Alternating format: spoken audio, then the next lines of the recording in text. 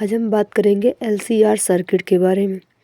तो जैसा कि हम लोग पीछे बात कर चुके हैं, LCR सर्किट को पढ़ने से पहले L circuit, R circuit and C circuit. तो हम यहाँ बात करेंगे LCR।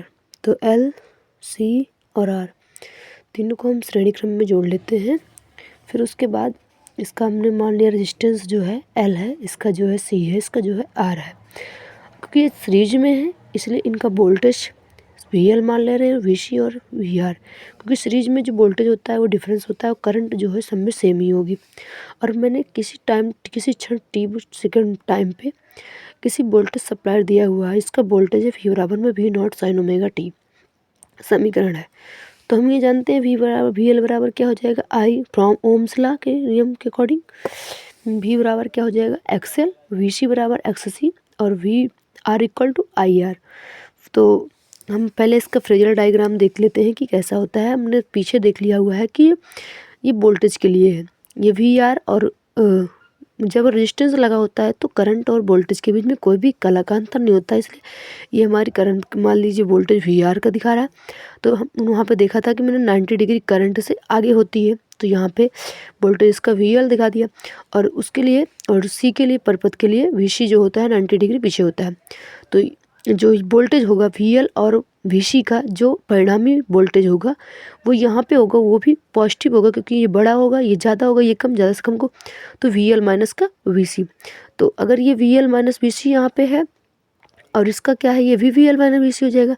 अब मैंने मान लिया कि इसका जो परिणामी VR में और VL में जो परिणामी वोल्टेज है वो क्या प्राप्त हो रहा है, V प्राप्त हो रहा है एक्चुअल वैल्यू, जिसके बीच में कालांतर क्या है, फाई है।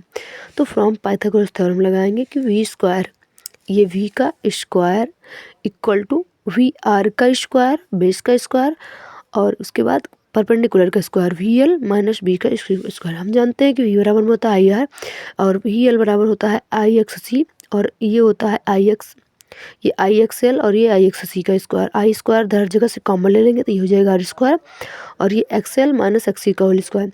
इसको हम लिख सकते हैं इधर निकाल के V अपान में I square equal to R square plus square. ये भी एक तरीके से रेजिस्टेंस को V upon I from Ohm's class से रेजिस्टेंस होता है, यहाँ पे हम इसको रेजिस्टेंस ना मानकर प्रतिबाधा मानेंगे। तो जेड इक्वल टू आ जाएगा R स्क्वायर बराबर में XL माइनस XC।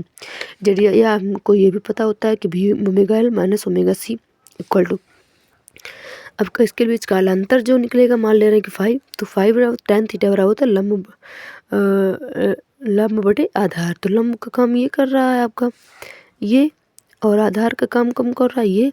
तो हमारा हो जाएगा XC माइनस का XL अपान में IR।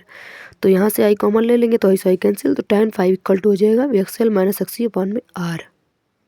तो ये है LCR सर्किट के लिए आपका diagram and figure, very very important है ये।